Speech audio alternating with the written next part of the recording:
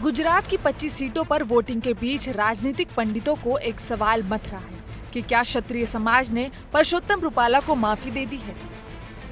ये सवाल इसलिए क्योंकि गुजरात बीजेपी का गढ़ है।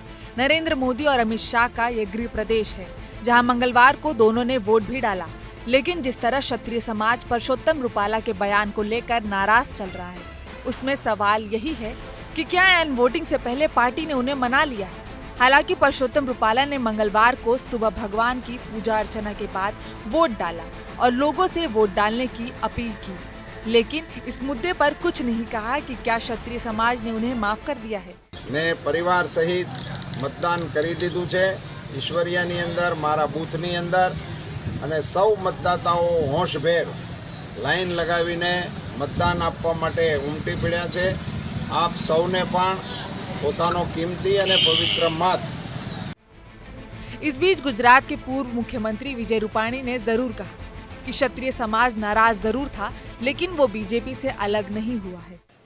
140 करोड़ देशवासीओने जे माणस पोताना परिवार तरीके संबोधन करतो होय अने एमना आखी विकास यात्राना साथीओ तरीके केटला क्षत्रिय आगेवानोना हूँ नाम लई शकूं।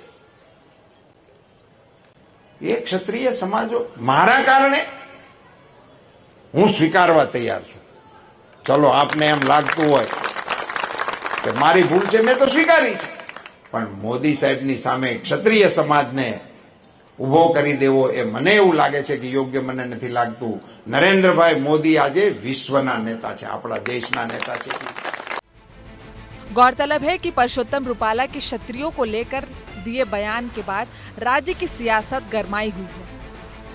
परषोत्तम रूपाला ने इस मुद्दे पर कई बार माफी भी मांगी और उन्होंने यह तक कहा कि उनकी गलती की सजा प्रधानमंत्री नरेंद्र मोदी को नहीं मिलनी चाहिए।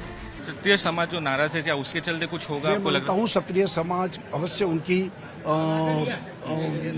उनको ठेस पहुंची है, लेकिन वो देश प्रेम से, राष्ट्रवाद से भरे हुए लोग हैं। वो यहाँ वोटिंग करने के लिए आएंगे, अवश्य देश के हित में कमल पर ही वोटिंग करेंगे, कमल का बटन ही दबाएंगे। गुजरात की 26 की 26 सीटें साल 2019 में बीजेपी के पास थी। 2024 में बीजेपी को अगर अपना पुराना रिकॉर्ड तोड़ना है तो गुजरात की सभी सीटें फिर से जीतनी होगी।